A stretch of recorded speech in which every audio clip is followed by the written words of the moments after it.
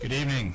Welcome to Independent Nation. Tonight is July 30th, 2014. My name is John Richardson, and I'm here tonight with my co-host, Bahman Yazdanfar.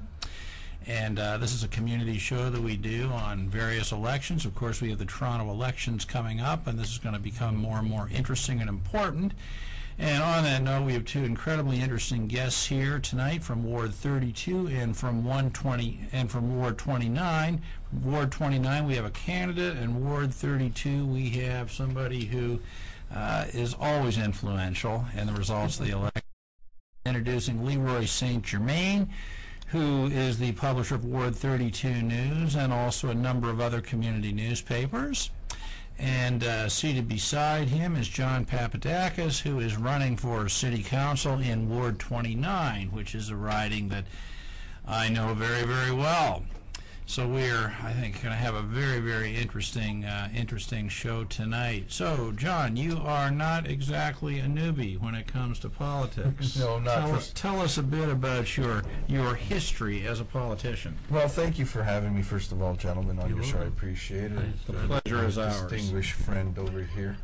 No, I'm not, actually. I was an East York councillor back in the 90s before the horror of amalgamation.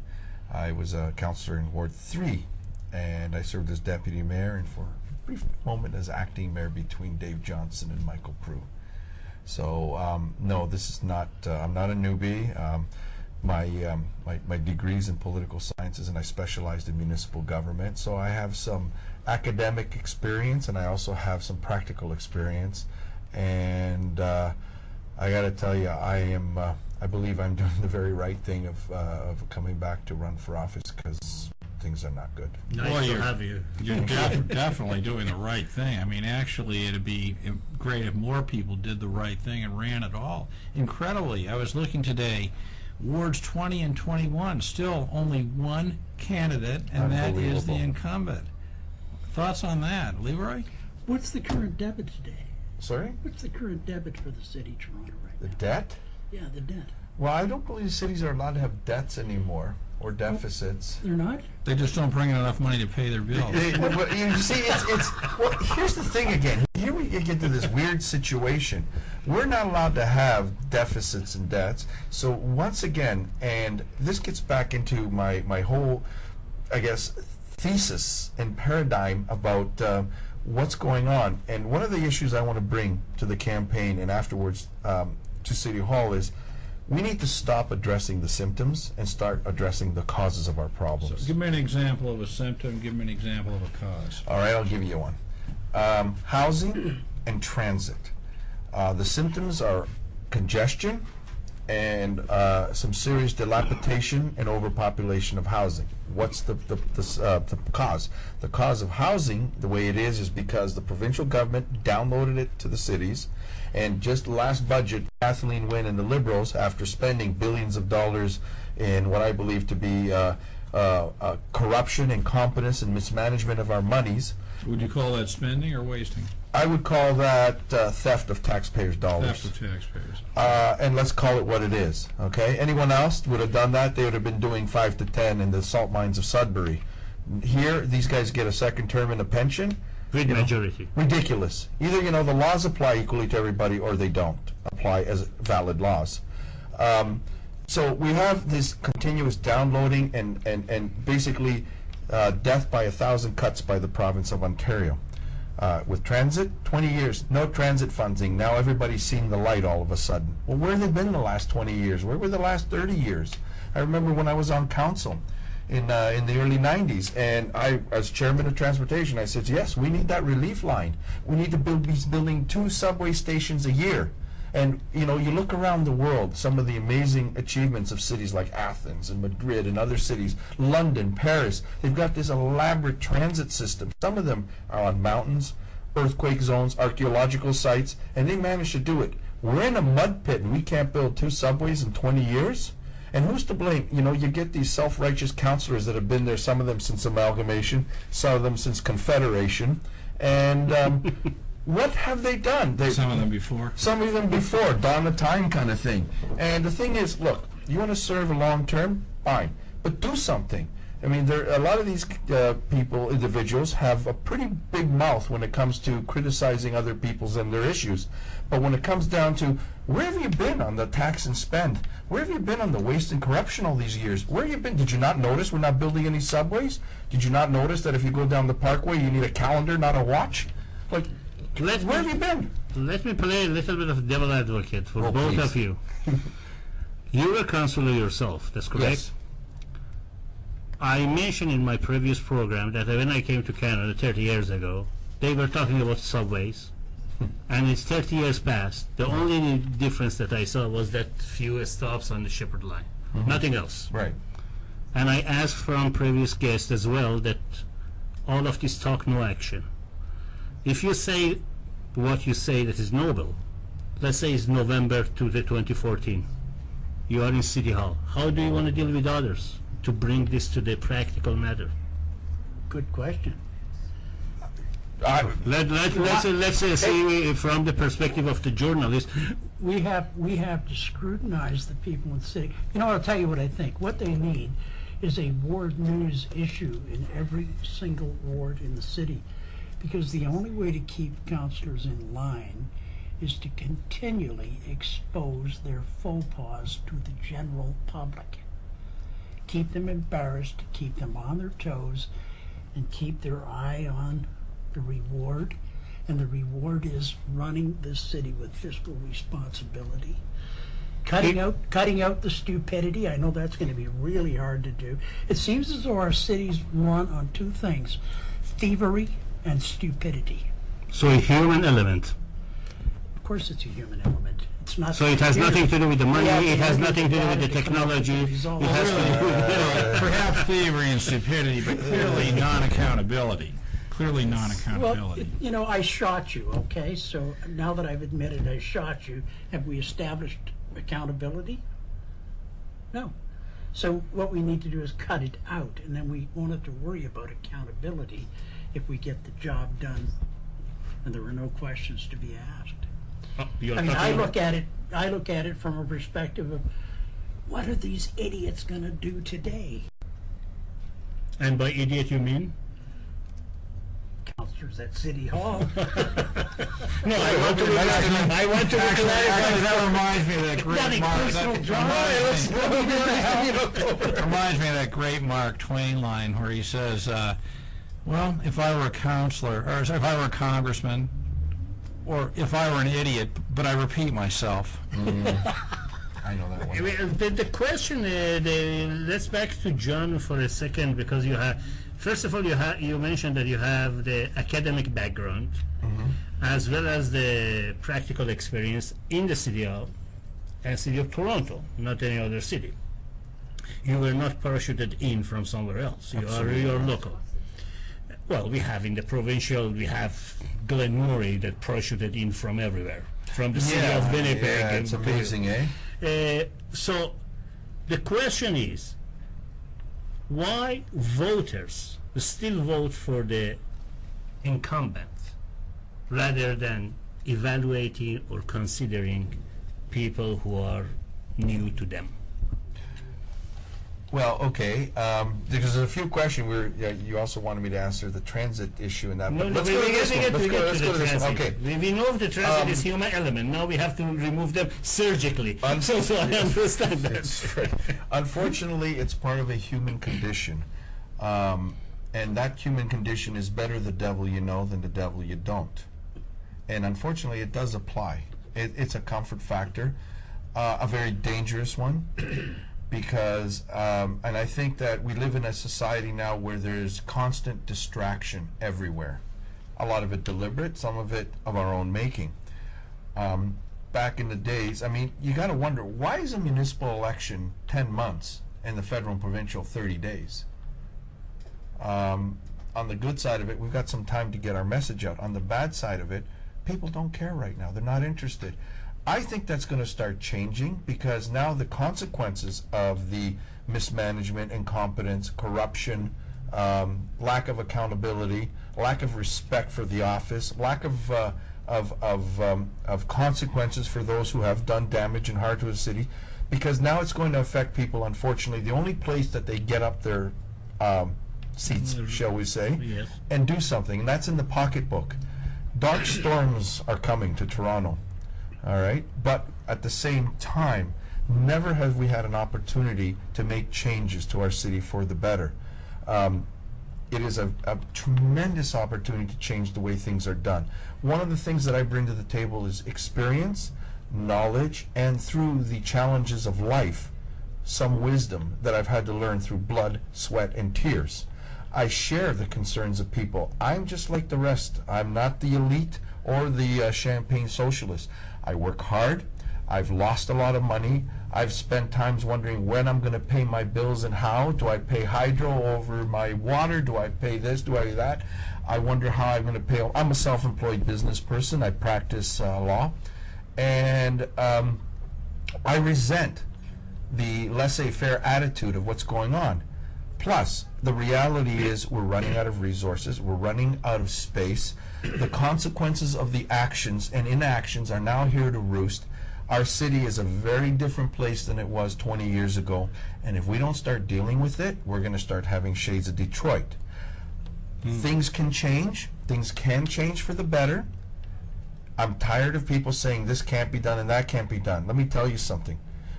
With a pen and a vote, anything can happen. You just have to have the will, the desire, the knowledge, and the fire to do something. I care about my city. I will not tolerate incompetence. I will not tolerate corruption. I will seek justice for those who have done harm for our city. And I will utilize the potential we have through our people, through our resources, through our community, and make some changes. The old rules don't work anymore. Toronto's grown up. It's time to move out of our provincial parents' basement because it's been very detrimental to our city. And we will deal with the causes. We will make this an actual world-class city that people actually want to live in. Toronto can and will be prosperous.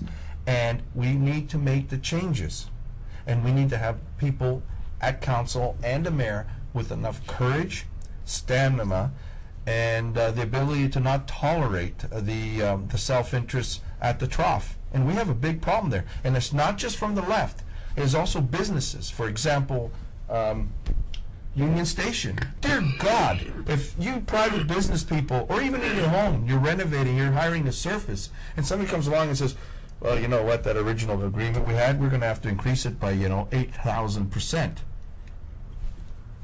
I think most people would say, oh, I don't think so. I'll see you in court.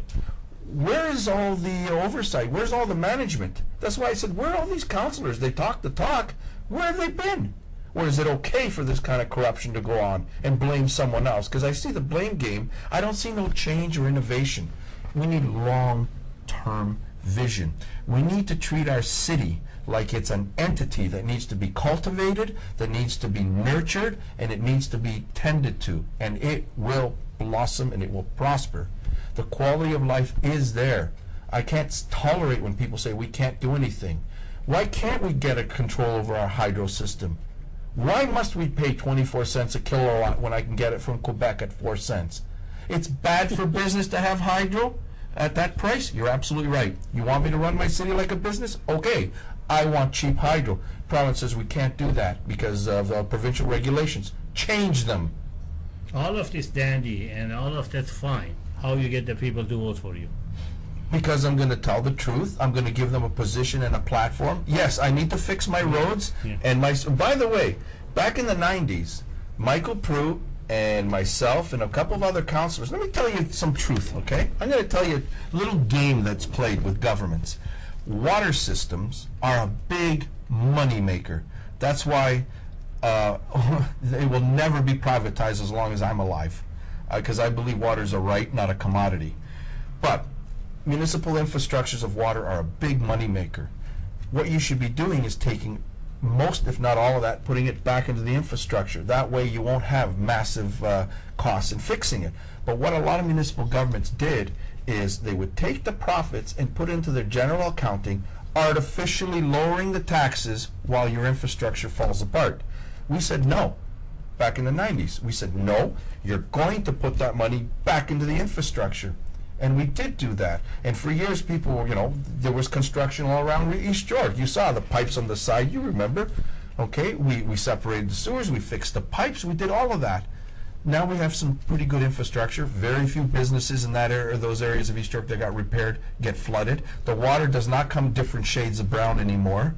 So these are little things that need to be done. But there's not a brick wall around Ward 29. We need to address the issues that affect us across the board, that affect us provincially, and that affect us nationally. And we need some new deals, some new rules, and some new plans, because this system isn't working and it's death by 1,000 slices. I will be forward with people. I will present my platform. I think people are sick and tired of hearing, well, I'm going to cut taxes and I believe in good government. That's nice. How? I'm giving a plan. I will be releasing the details, but I have some plans that's going to make some changes on financing, on hydro, on transit, on infrastructure. We have to change the way things are done, because it's not working. LeRoy, Yeah. people listen to him? Huh? Will people listen to him? Great idea. You know what? I but think what's they he got will. to do I to think get they people will, to listen to him? But actually, I think a lot of people are going to stand back and say it's the same old bullshit coming down the turnpike Why? at me at high speed. And the left winger is going to turn around and say, before we do that, I think we need to have another study. We need to put a few more billion into the study to make sure that this guy's on the level. I guess, to make people listen to you, they're listening to the media right now, okay? Which media? The entire Main the or entire media like yours? mainstream media. Yeah, okay. They're not enough people are getting what I've got to give them. If they were getting what I've got to give them, then guys like him would have a better shot at getting elected. Because we're pointing out, saying, hey, this is the way it really is, stupid. She's not on your side, or he's not on your side. He says he is, but if he is, why do we have this problem, and that problem in front of us? Where do you get your news about Canada? I take a read of what's been said by the mainstream media, Yeah. and then I read between the lines, and I go, this is horseshit. This is the way it really is, and that's what we do, is put it out the way that it really is. I'll tell you, it strikes me that a guy like John needs to have his own newspaper as part of his campaign. We'd like to keep one going in that ward. So there's Ward 29. You got a newspaper in Ward 29? We have an online issue. That's it. If I may go back to why people, I think I bring something to the table that I can justify what I say, because I will do what I say I'm going to do. And I have a track record. In my term at the time, I got in for my ward in the fire department, new fire trucks. We built a new fire station. I got millions of dollars to expand the East York Community Center. I obtained funding for road, infrastructure, parks, the Child Care Center from Centennial College. I had a big part in that.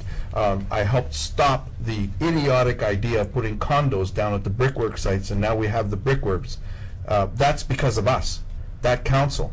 So I have a track record. I stopped the East York Civic Center from being sold off to keep municipal assets that are relevant to our community.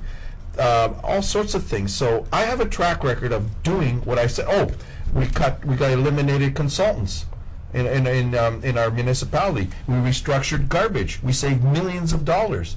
And just before the nightmare of amalgamation, it was myself and some other councillors from around Metro that created the Who Does What committee. We were restructuring Metro government to make it more efficient, because it works. It actually works. This failure called amalgamation does not. So I have a track record, and I'm willing to put it up against the incumbent any day of what I achieved in my term with the small resources that we had at East York. We had limited resources. I tell you, I can achieve way more for our community with the resources that are available to me now. Let me tell you where is my dilemma or predicament. I ran myself federally and provincially. No matter how good you are, no matter how wonderful your intentions are, no matter how many members of your family and friends support you, bottom line is you need that ballot, that vote. And in order to get that vote, you need exposure. For the exposure, you need money. For the money, you need donation. Let's cut to the chase. Are you getting any donation now? All right, let me first of all, running, no, the quick answer is absolutely, and it's Okay. starting to pinwheel. Okay. The long answer is federal and provincial politics are much different. I've known some good people, Michael Prue, even though he was NDP, Yeah, but unfortunately, he lost Michael was an yeah. excellent constituency politician. Grassroots. He dealt with all the little things that matter, and that's the most important of all. There's other politicians from, conservatives and liberals too, and it's a sad thing that when this wave comes, they get wiped out. It's a very sad thing and a very big loss for the community. Whereas municipally, it's more grassroots. It's more yes, the party politics are coming in, and believe me, there's other politics coming too. Of course. Family politics. Well, not just that, but all sorts of different politics. It's changing. You can't have an empire of 44 fiefdoms and expect it to function for very long. It does not work. A mayor of the fourth largest city in North America should have some powers. Okay? No, we have. We know. That's why we need to change the way we're governed with the province and the federal government. Those rules have to change. It does not work anymore. Stop you there for a second, okay? Give me two specific changes that, say you had control over the Municipal Act, okay? Give me a couple specific changes that you think are necessary to change the relationship between the province and the cities. First of all, I would take control over hydro. The province of Ontario has utterly failed the people of Toronto and Ontario. The reason Toronto and Ontario prospered for so long was because people like Adam Beck and Frost and them had vision. They built Niagara. They knew that if you want to create jobs, Chow and Tory and they can come up with all sorts of Dungeons and Dragons ideas for creating jobs, right? But the reality of it is the fundamental principles of creating jobs in a municipality, even though it's not the city's job, but once again, this is why I'm saying we need to change the way things are done because we can do it better than the federal and provincial government, is you need efficient, cost-effective, affordable transit, and you need a cheap power source. Okay? You get those two going, and the rest will indeed follow. All right? Those are the two that I would take control over. I would take control over taxation. I think that the province loves to deflect. It creates, the mouse in the cage thing. Remember they used to have that? They had more population of mice, but the resources stayed the same and became worse and worse. The province takes from the city and gives very little back. In fact, when he gives you something, it's always poison because it costs more than what they're giving you. So land transfer tax has to be eliminated, the second one. That's just an abomination of taxation. You mean the city land transfer? The city land transfer tax has to go. In fact, I want 50% of whatever revenue the province of Ontario takes in from the city of Toronto in land transfer tax. I want at least 50% of the gas tax because that gas tax was supposed to go into fixing our roads and it hasn't. Okay? The province has yet again failed the people of Toronto, so I want control over that. I want control over income taxation. Okay, let me ask you this. So you say that Toronto should control its taxation, basically. It should change how it's controlled, okay, yes. question, very specific question for you. Many large North American cities have a city income tax. What would your position be on Toronto having a city income tax? Okay, my position on that would be is this. We would not increase it. We would take our portion from the province.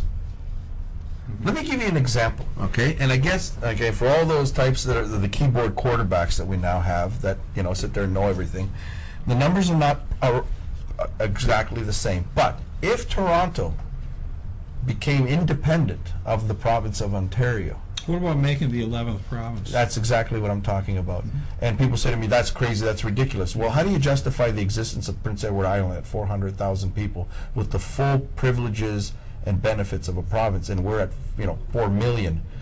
We lose about $22 billion a year that just gets sucked right out of us.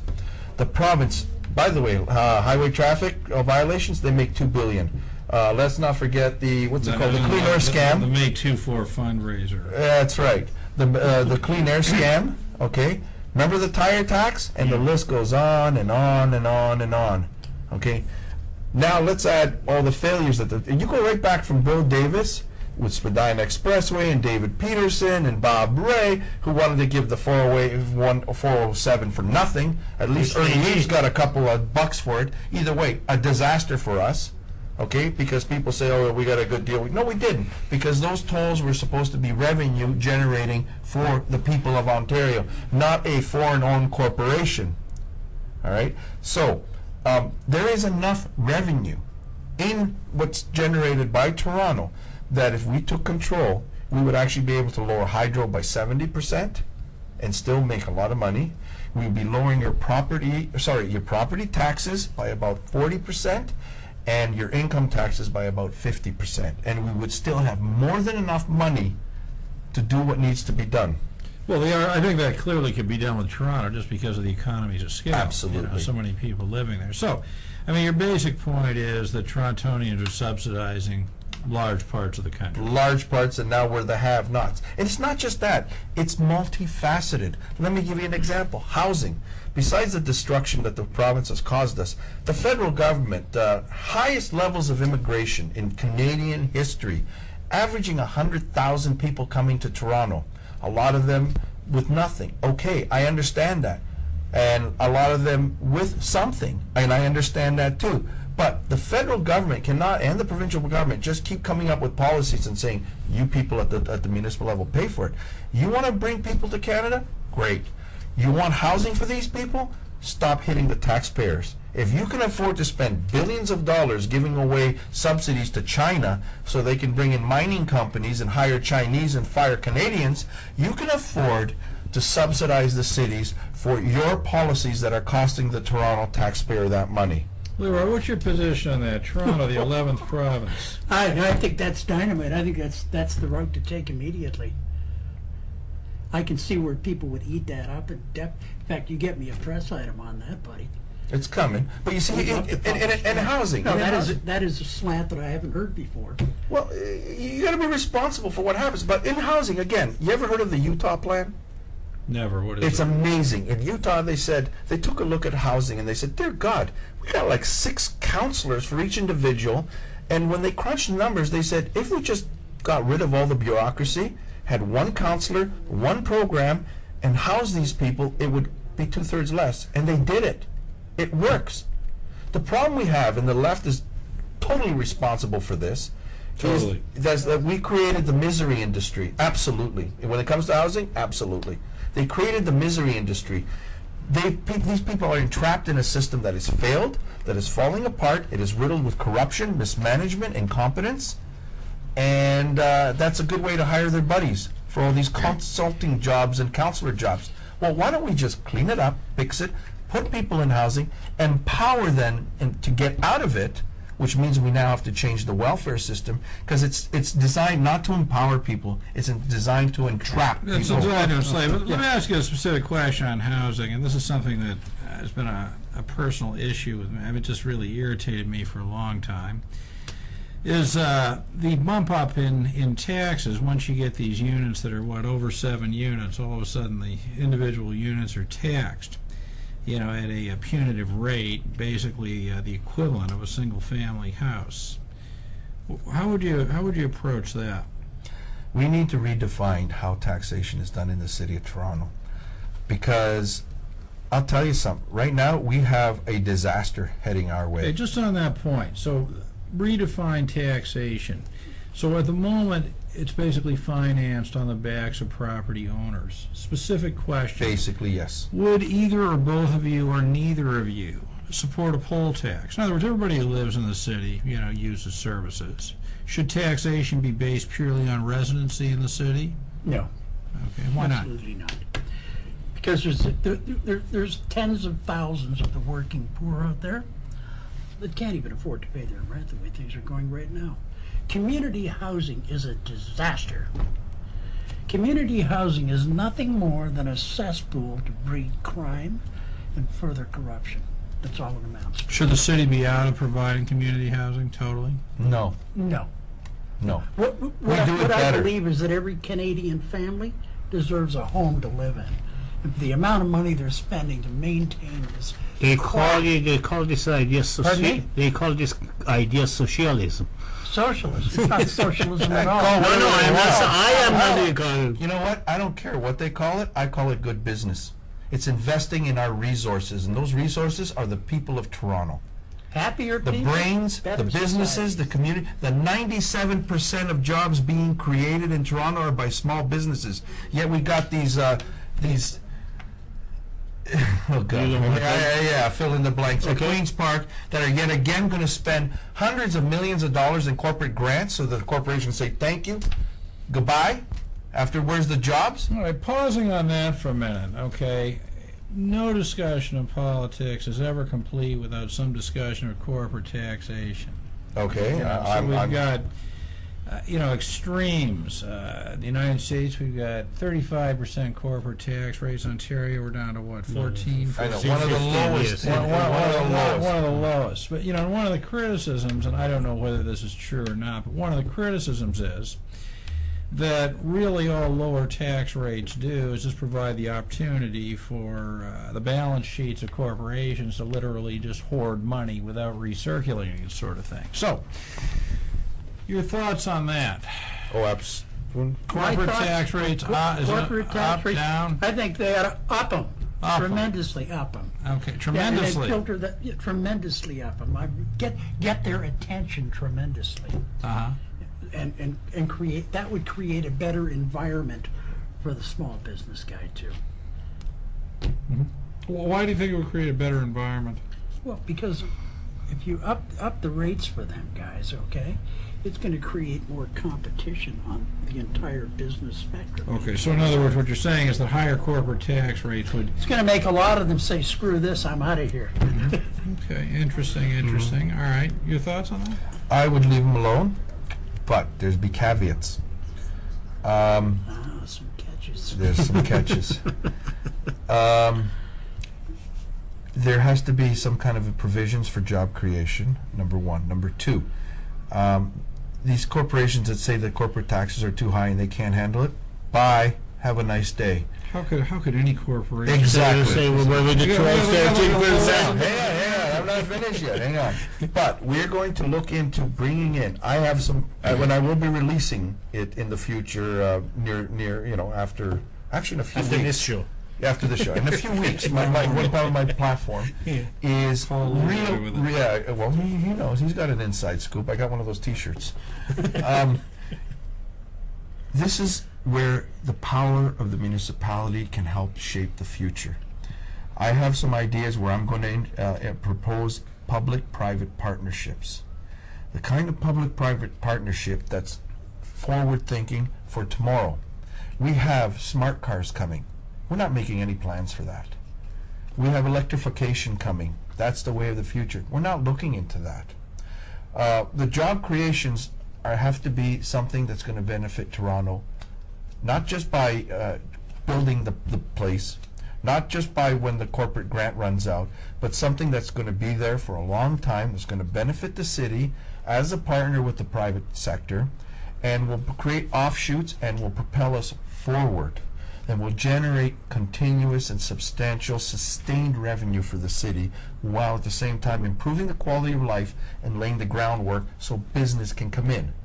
People that run business, at least the ones that have a sincere concern about their business and their community, want to live in an area that has good quality of life, has low energy costs, that has reasonable taxation, and has the ability to have a pool of resources, namely our people. The brains are here, and the brawn is here, and the creativity is here. We're not using it. We don't have leadership at City Hall. We have 44 fiefdoms that don't look past the next election. We have at best a form of management instead of leadership. Not even that. Oh, but okay, now, one of the things you said earlier... On that note, can I just before you go to your next question? If you end up having 2 or 3 people like yourself with a high vision, and still you have 40 or 41 people as they are, how do you want to move forward? I'll tell you. I believe it's time that we speak with the people, and I speak the people's language. I mean, I can turn around and say to you, well, you know what, I'll look into that and prepare a committee together to consider the options of our considerations and get input of the other committee to consider forming a committee for that committee to be considered. You see what the star thinks. Yeah, exactly. We make a meeting when to have a meeting. I like to speak straight English. Sometimes people say to me, you sound like somebody, you know, that's wearing the construction boots. Ain't right. As I flick my microphone all over the place. Be careful with that. Because you know what? I am like the people. I worry about my taxes. I worry about paying my bills. I worry about creating my job. And being, well, an Aquarian, I like being out in the media. I like talking with people. I like bringing that, because sure, you have your detractors, and I have to admit, the media things will never be the same with the media. You know, they're going to get off their high hypocritical horse, but I like community interaction. I believe we have a tremendous resource of people out there that want to do good for their cities. I think we got an amazing amount of employees that really want to do something good for their city. They're just not given the opportunity because the supervisor's scared for his job. That's got to end. Well, And people got to come forward. I love the idea of creating think tanks and implementing, change the way we do things, get back to the way things were, where communities got involved and together they brought ideas and things forward. We have the resources. We got $10 billion to spend every year. You don't think we can do things that need to get done? Where the good God does all this money go? that is a good question. Where does it go? It goes into studies He knows and that. conversations Committees. about, no, not Committees. committees. Okay, no, committees. Committees, Right. yeah, to show us the right way. But at the end of the day, if they turn the lights out in that room, all that's left is confusion. We have so many resources to play with in this city. It's unbelievable. But the biggest obstacle in the way is bureaucracy. Thank you. You got to remove the red tape. I mean, I deal with all kinds of musicians. What's his name? Mr. Ford went down to Texas and they said that was the music capital of the world. And I said, bullshit, it's right here in Toronto. This is the music capital of the world. And it is. Except a busker can't go out on the street and earn a living properly because they can't have any sound. But they can play, but you can't hear them. I mean, there's so many things.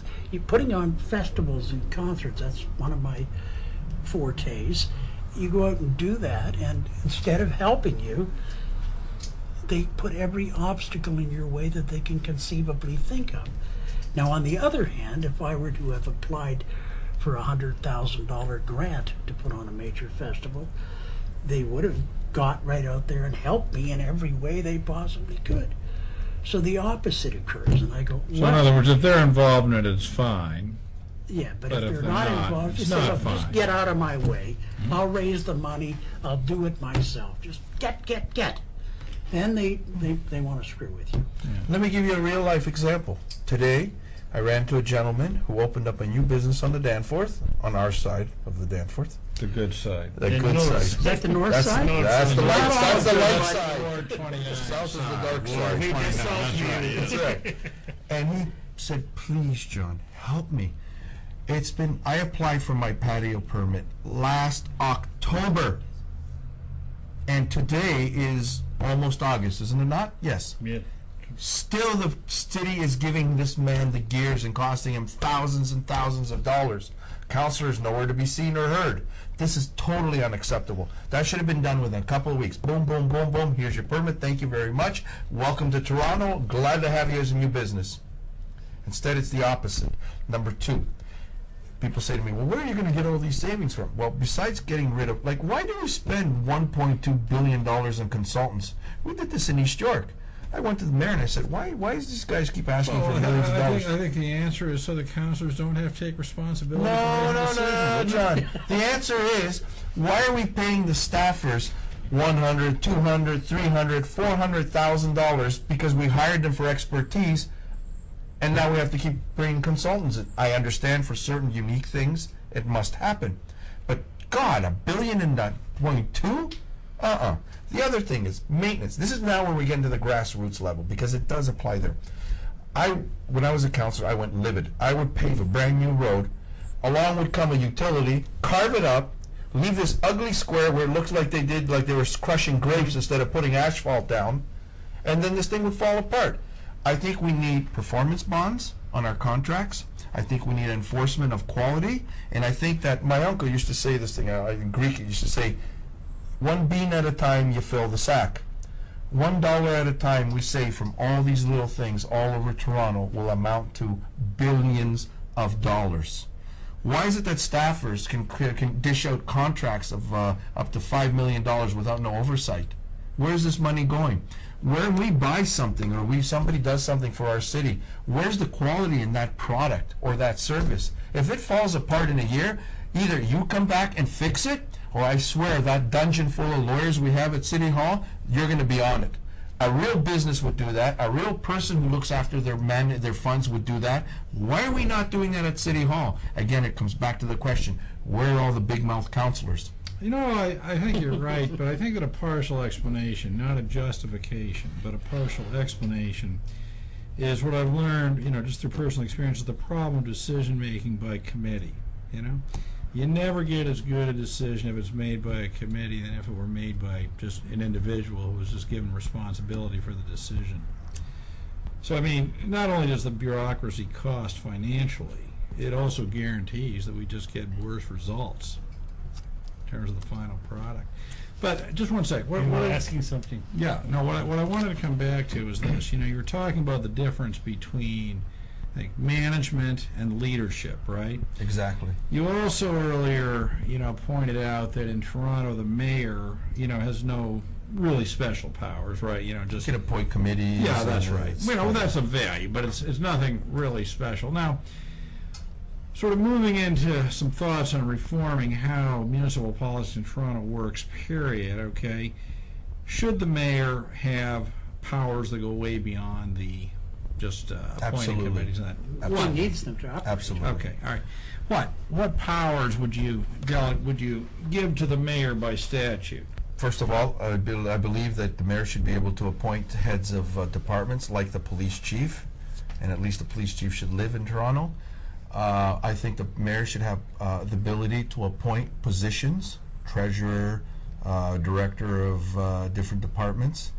That the mayor should have abilities to, in certain cases, with certain legislation, veto, and it's a hot potato, but I think it's necessary, motion or votes of council, and they'll say to me, why? I go, listen, the mayor of Toronto is elected by across the city, across the board.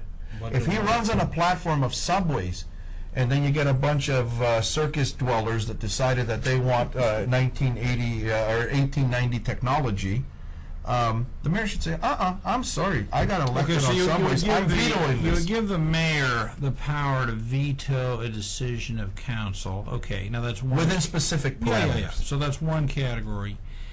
Are there any categories where you would give the mayor the sole authority to make a decision as opposed to just vetoing a decision? You know, are there some things that should be solely within the prerogative? Yes, I believe within certain... Beyond appointments. Yes, absolutely. I think Okay, within fine. parameters of budgeting, I think parameters within taxation, I think emergency powers that are, I mean, that's a whole different show. I can talk to you about emergency management, the fact that we are so unprepared, and that the ice storm showed that emergency services is drastically underfunded and underprepared for long-term emergencies. I have some background in that, so I can speak as somewhat of an expert on that. Other situations where the mayor should have absolute powers is in relations with other levels of government. Again, while I have a say in what happens in Ward 29, and I believe I do have a say as of the overall parameters of our city, I think when it comes to certain parameters dealing with other levels of government, I think the mayor should have some powers. I mean, again, it's just one vote, really. At the moment, it is just one vote, and that's, of course, largely, I mean, leaving aside what you think of Mayor Ford, the last year or so. I mean, I would imagine that we would all agree that the city has gone on with this thing going on in the background only because of the relative insignificance of the role of the mayor, right? Well, it's a sad reality, and it shows you. It goes to show you, look at the city structure. I mean, on the one hand, if the councillors all got together and addressed issues that should be addressed and used some brains and some reason and some heart and soul, we'd be a lot much better. But it's not that way. And now, with me talking about bringing in these mayoral powers also means we need to make some changes in governance throughout, as municipal government is. I think we have to do the same thing as Vancouver and Montreal. I think we need provincially legislated powers to introduce municipal parties. I kind of, but I now see that as a necessary evil if we do not go back to a municipal borough system. Okay, so pause. So to be clear, you think that there ought to be party politics in Toronto elections? If we do not go back to a borough system like Chicago and New York and Baltimore and London, England have done after amalgamation was an utter disaster, if this is the road we're going to take, then I think we have no choice. Because I, as a party, and believe me, let's just say that certain things have been sitting there for a while, ready to go at a moment's notice. If I, as a party leader, said I have a slate of 44 candidates, we believe in subways, we believe in cutting hydro, we believe in cutting taxes, we believe in implementing new programs in transits, this, this, and this. Why don't you do that? Let's just say that it's not an if, it's a when. Now, this election. Not the time for it. Everything has its time. This isn't it. Why is that? Because, first of all, because of the ridiculous distraction of what happened out there. And second, because I believe that I need to be inside as a councillor to implement my legal background and my municipal background to help draw up the legalities, the legislation, the parameters, that sort of thing, to implement it. I'll admit it's about 70–80% there. We even got a name. The John Papadakis party? Oh, you like that one, you know? Can I get a shirt like that? No, actually, in all seriousness, the reason I it's said inevitable. that, It's coming. No, the reason I said that was, we talk about political parties, and I was wondering if by that you necessarily meant the Liberal. ones that mirror the... No, Okay. absolutely not. So we could have the Bauman party, the LeRoy party. You can have the Toronto something John something King party. the John R. Right, party. because my party represents the interests of the people in the city of Toronto. I don't care about the other party politics. If you're good for my city, then we're going to talk. If you're bad for my city, I'm going to be a real headache for you. See, what we need, and the youngins can Google this, in our day we'd actually have to go to a library. God, you're kidding. We have card catalogs. They still have those? Some places they do, actually. No. Yeah. What Nobody we know how to use them, though? Well, it's on the Big Bang. I think they saw it one time. Oh, really? In fact, the city still has them in certain archives, and so do banks. Yes, they do. We need candidates and politicians to become Churchills and not Chamberlains. I'm sorry, that's why I have a problem with John Tory. No, we're not going to play nicey-nice with a province that has been nothing but a detriment, has been destructive, has been oppressive, and has repressed the people of Toronto. So then if you're elected, your victory speech will say, this is the end of the beginning. It's the dawn of a new age. And yes, it is. And yes, I know that line too. Yeah. And people have spoken. But let me put you in a little bit of the hot seat because of the party. There's a little. I know. In the last provincial election, just recent one, the number of the MPs who formed the government, 58 of them, Liberal Party, they took only 14% of eligible votes in Ontario. Yes, big problem. Now, if we are focusing on the party politics, and if we put the name of the party in the ballot, then the argument would be, which one of them is me, for instance, that by putting the name of the party on the ballot, people don't vote for the person, they vote for a party. I agree, and it is a problem. I think he'd probably be okay with that, actually. I would be okay with it, but it's also an issue. And this is why, again, remember earlier I said I have a problem with party politics at federal and provincial level because it takes away from the grassroots. But again... Yeah, how specifically to get around that? I mean, Bob and I have been sort of active in what I would call an independent candidate for many years.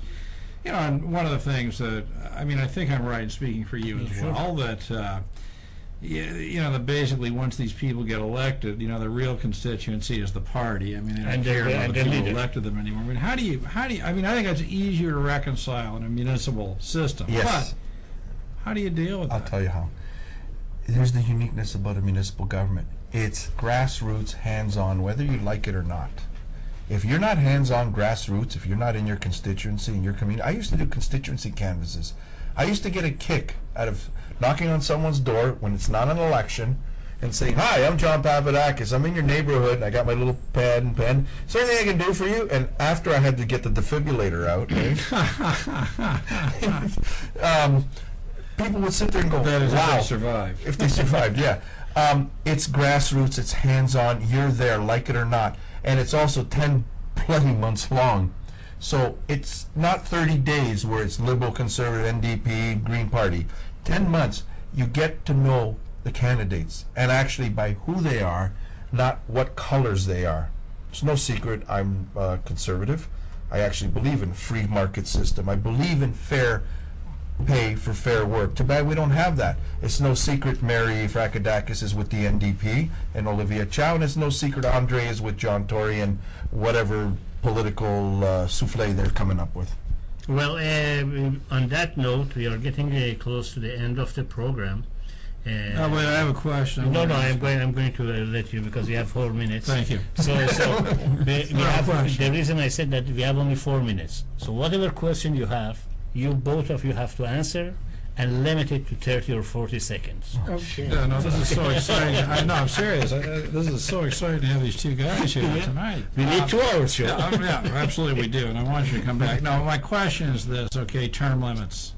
Yeah, that is. Two-edged sword. Two-edged sword. I believe there should be a sunset clause. I believe that what is that? An extermination clause. Yeah, extermination clause. I believe something like the American. I believe for council it should be a maximum of 3 terms. The bad thing about that is that if you get good people that have been dedicated, like Prue, who was there for 20 years. If we had the term limit, Prue would have been gone after 12. So it's a two-edged sword.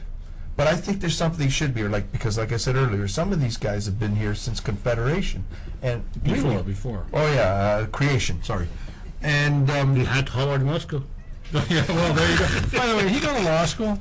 I don't know. I know he was applying. In fact, I He looked must something know up that. about He must know that. I can show you my law society card. No, I don't. We are I not thought checking that your was ID. all over law school after retiring. But LeRoy, your thoughts on the term limit, Dave? I think they should get one shot at it, one shot only. And if I think there should One be, shot and then be shot. Here's what I think. I think they should get one shot, cut it back to 3 years, give them 3 years to show their stuff, and if they don't reach a certain standard, they can't run again. Who decides? Who put that benchmark for who? I think then we must have a committee at City Hall Well, there goes the committees.